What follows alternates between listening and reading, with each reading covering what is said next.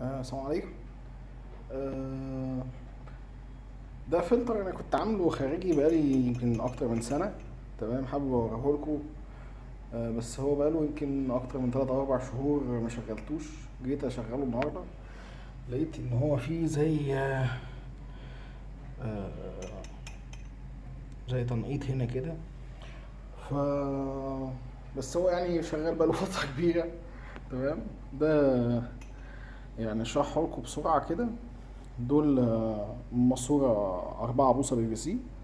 تمام، وده الغطا، وتحت غطا زيه مقفولين. ده جابوا من عند اي سباك او حاجه زي كده جوه.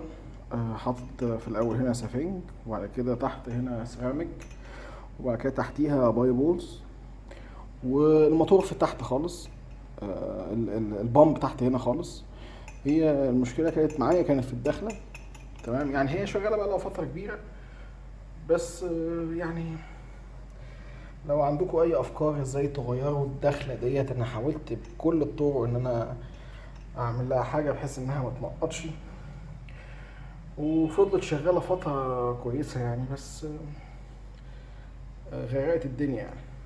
تمام.